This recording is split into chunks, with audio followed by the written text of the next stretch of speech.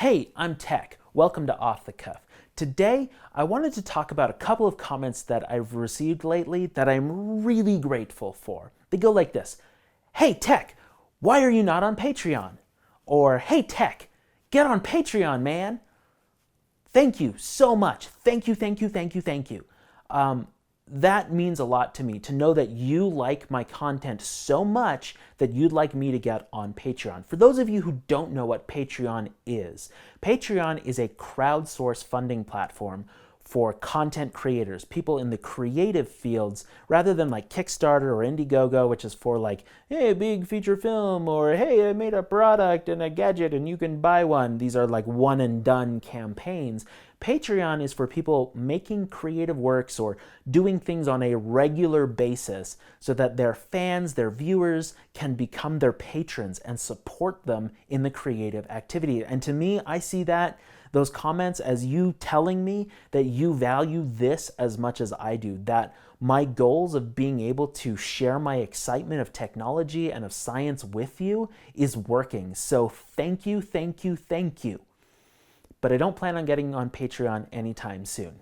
Here's why.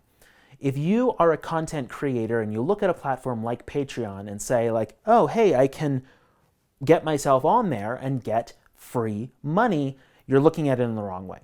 Okay? It looks like it's free money, but there's always a hook. So if you know about it, one of the things you know is that creators create perks. Perks are usually intangibles that you give to the patrons as a reward for what you're doing on top of your regular content that you're creating. So I would say if you give me $5 per video or $5 per month, I will give you exclusive access to behind the scenes photos.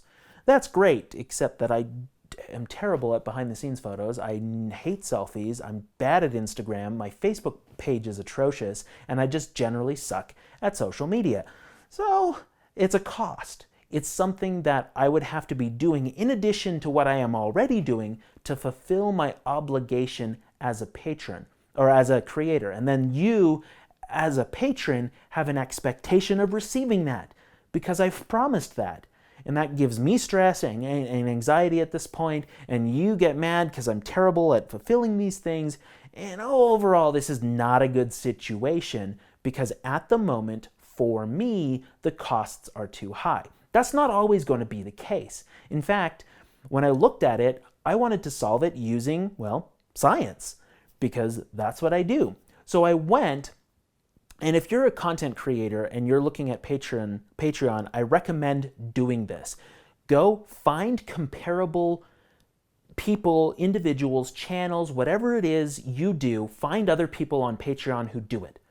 Find out how many patrons they have. It's publicly available. You can quickly find out how much patrons they have, what's their per video or per month income from Patreon, and then start making decisions from there. So what I did is I went through and I found all of the educational channels that I knew of that were on Patreon. They all had over 100,000 subscribers.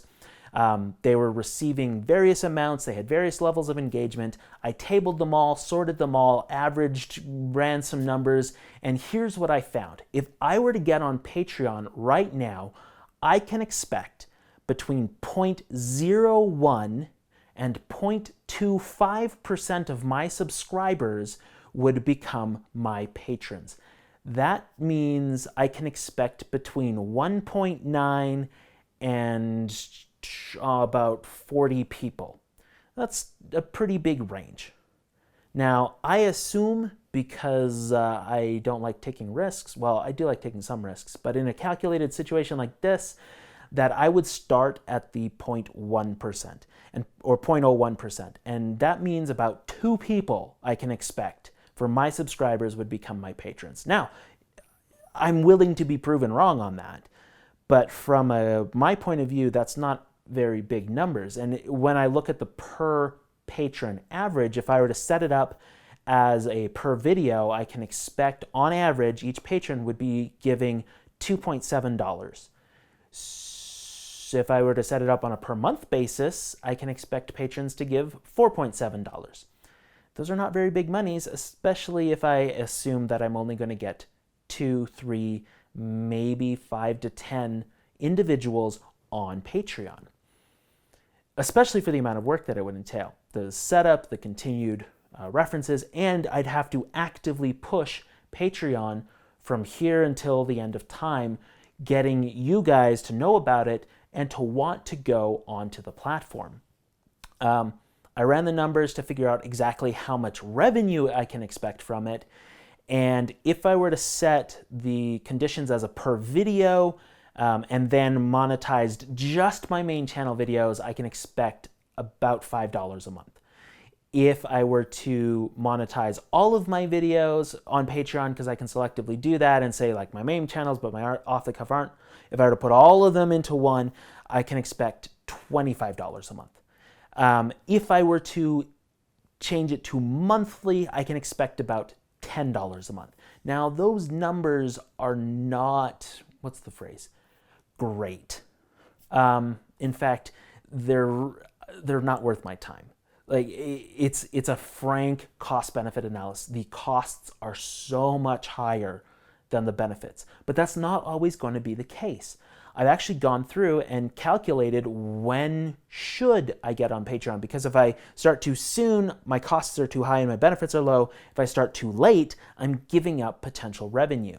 So for me, that's going to be no less than 50,000 subscribers and probably around 100,000 subscribers. At that point, with 0.01% conversion, I get around 100 patrons and around $200 of monthly revenue.